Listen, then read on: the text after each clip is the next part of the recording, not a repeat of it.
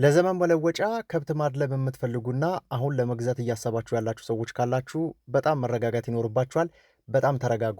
አሁን የግዢ ሰዓት አይደለም። በጣም ከብት አይቀመስም። በጣም ከፍተኛ ዋጋ ነው አሁን እየተጠራ ያለው። በተለይ በዚህ በ90 ቀን ውስጥ ይዘናቸው ለዘመን መለወጫም 1-4 ወር ይቀራል ይመስለኛል። ስለዚህ ከዚህ ጋር ተያይዞ ግን አሁን ለመግዛት የምታስቡ ሰዎች ካላችሁ በጣም መረጋጋት ያለባችሁ ሰዓት ነው። ምናልባት በዚህ ወቅት ላይ የገዛ አርቢ ዘመን መለወጫ ላይ ሙሉ በሙሉ በኪሳራ እንደሚደመደም ማወቅ ይኖርባችኋል። ስለዚህ በጣም መረጋጋት የሚጠበቅብን ነው። ውሎዬ ዛሬ ገበያ ነበረ። ዋጋ በጣም ኑሯል ከሚባለው በላይ። ዋናው ነገር ምንድን ነው? የዋጋው የናረበት ምክንያት ከዚህ ከነዳጅ መጥፋቱ ጋር ተያይዞ ወደ ገበያ ከብቶች አለመምጣት ጋር ብቻ አይደለም። እሱ ትንሽ አስተዋጽኦ አለው። ዋነኛው አስተዋጽኦ እያደረገ ያለው አሁን የእርሻ ወቅት ነው። ገበሬዎች እንግዲህ የሚገዙበት በሬ የሚገዙበት ጊዜያቸው ነው። ስለዚህ በቃ በጣም ነጋዴው ሰማይ ሰቅሎታል። በጣም ግዢ እየተፈጸመ ነው ያለው። ስለዚህ አሁን ትንሽዬ ወቅት ምናልባት 2-3 ሳምንት አካባቢ መረጋጋት ይጠበቅብናል ወይም ደግሞ መታገስ ይኖርብናል። ካልሆነ ግን ትንሽ አስቸጋሪ የሚሆን የሚመስለኝ አዋጭ አይሆንም። አሁን ሂሳብ እንደሰራሁትም ሙሉ በሙሉ እኔም ሳልገዛን የተመለስኩት ምንም አይነት ለመግዛት የሚያስደፍር አይነት ሁኔታ አይደለም እና ትንሽ ብንረጋጋ በጣም የተሻለ ነው። ምናልባት ጊዜ የለኝም ብላችሁ እንዳገዙ ብዬ ነው ይህንን ቪዲዮ ወዲያው የምሰራላችሁ። ዛሬ ከገበያ መልስ የምሰራላችሁ ወይም ቪዲዮ ጊዜ የለኝም ብላችሁ እንዳትገዙ ስለፈለግኩኝ ነው። በጣም መረጋጋት ያለብን ሰዓት ነው። አያዋጣም ጭራሹ ነው። አሁን እየተጠራ ያለው ዋጋ 150 180 እየተጠራ ነው ያለው። 150ማ ከዚህን ቀደም 60 ሺህ 70 ሺህ የምንገዛው ከብት 150 ሺህ እየተጠራ ነው ያለው። ከዚህ ቀደም እኔ እንደገዛዋቸው አይነት ከብቶች 180 እየተጠሩ ነው ያሉት። 180 ተገዝቶ እንደው በጣም ተደራድራችሁ ትንሽ ብታስቀንሱት 20 ሺህ ብር 160 ሺህ ብር እንኳን ቢገዛ ምን ያክል በልቶ ምን ያክል ይሸጣል የሚለው ትንሽ አጣብቂኝ ውስጥ ይገባል። ምን ያክል በልቶ የእኛ ተርፈስ ምን ያክል ነው? አስቸጋሪ ነው የሚሆነውና ትንሽ መረጋጋት ይጠበቅብናል። በጣም ግዢ ስላለ አሁን በጣም እንቅስቃሴ ያለበት ወቅት ነው። አሁን በቃ እርሻ የሚከናወንበት ሰዓት ነው። አሁን እርሻ የሚታረስበት ሰዓት ነው። ስለዚህ መረጋጋት ይጠበቅብናል። በተለይ አቋም ያላቸው ከብቶች ከዚህ ቀደም እርሻ ጉልበታቸው ያልደከመው አይነት ከብቶች ምንም አይቀመሱም። በቃ አቋም ያላቸው ነጋ ብልቼ የሆነ ለውጥ አይበታለሁ የምትሏቸው ከብቶች ከ180 በታች የለም። በአጠቃላይ ማለት በጣም ውድ ነው የሆነው።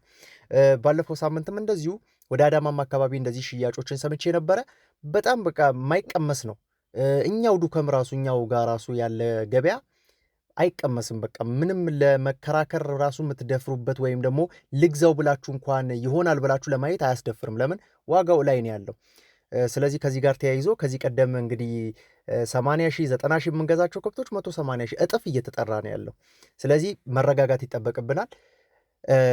ለ90 ቀን ለማድረስም ደግሞ አሁን ማስገባቱ ብዙ ትርጉም የለውም። ምናልባት ድቅሎችን ካላስገባችሁ በስተቀር ድቅሎችን ብታስገቡ ጥሩ ጊዜ ነው። አሁን በተለይ ለመስከረም ለስጋ ቤቶች ማስረከብ የምትፈልጉ ካላችሁ ድቅሎቹን ለማስገባት በጣም ምርጥ ነው። ግን የአብሾቹን ደግሞ የምታስገቡ ከሆነ 90 ቀን ከበቂ በላይ ነው። እንዳያችሁት ልክ እኔ በምሰራበት አይነት መንገድ ማለት ነው። ስለዚህ በ90 ቀኑ በ3 ወር ውስጥ 1 ወር ትርፍ ጊዜ ያለን። ያንን ጊዜ እንግዲህ በየገበያው እየሄዳችሁ ማነጻጸር ያስፈልጋል እና የትኛውም አይነት ገበያ ብትሄዱ ግን አንድ ማረጋገጥላችሁ ነገር አሁን የግዢ ወቅት አይደለም። ለማብላት ወይ ለማድለብ የሚፈልጉ ሰዎች ያ እንደ በፊቱ 90 ሺህ ምናምን እናገኛለን እያልኳችሁ አይደለም። 100 ሺህ እናገኛለን እያልኩ አይደለም። ነገር ግን አሁን እየተጠራ ያለው ዋጋ ለስራ የሚያመች አይደለም፣ የሚመጥን አይደለም። ስለዚህ መረጋጋት ይጠበቅብናል። ዛሬ እንግዲህ ይዤላችሁ የመጣሁት ሀሳብ ምናልባት ገዝታችሁ ስራው ተበላሸብኝ እንዳትሉ ይህንን ኢንፎርሜሽን ጀባ ልበላችሁ ብዬ ነው። ያው እኔ የማደርጋቸውን እንቅስቃሴዎች እየነገርኳችሁ ነው፣ ስህተት እንዳትፈጽሙ። ስለዚህ ከዚህ ጋር ተያይዞ እኔን አይታችሁ ወደ ቢዝነሱ የገባችሁ እጅግ ብዙ ሰዎች አላችሁ። እጅግ ብዙ ሰዎች ለእናንተም ጭምር ነው ይህንን መረጃ እያስተላለፍኩ ያለሁት። የገዛችሁ ካላችሁ በርቱ፣ ወጥራችሁ ያዙ፣ መልቀቅ የለም። እናንተ አሁን የገዛችሁ ካላችሁም ለምሳሌ ሰሞኑን ገዝታችሁ ያስገባችሁ ካላችሁ ግፋቢል ክረምቱ መካከል ላይ ማውጣት ይጠበቅባችኋል። ከዛ በኋላ ደግሞ ትንሽ ሻል ያለ አቋም ያላቸውን መርጣችሁ ደግሞ ለመስከረም ማብቃት ስለዚህ 2 ዙር ትሰሩታላችሁ ማለት ነው። በየ2 ወሩ የምታበቁትም ማለት ነው።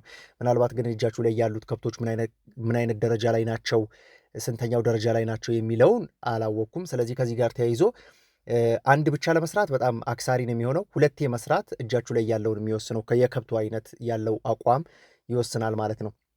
ስለዚህ ይህን ቪዲዮ እያያችሁ ወደ ስራው እየገባችሁ ያላችሁ ትልኩልኛላችሁ፣ በፎቶ በቪዲዮ እያስደገፋችሁ እዚህ ደረጃ ላይ ነኝ ብላችሁ እየላካችሁልኝ ነው። እጅግ በጣም በርቱ።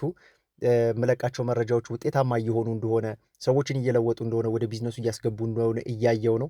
በጣም የሚያበረታታ ወይም በቃ ብርታት የሚሰጥ አይነት ነገር ነው። ስለዚህ ከዚህ ጋር ተያይዞ ዛሬ ይሄንን መረጃ ነው፣ ትምህርት አይደለም። ያው መረጃም ትምህርት ነው። ብቻ ግን ሰላም ሁኑ።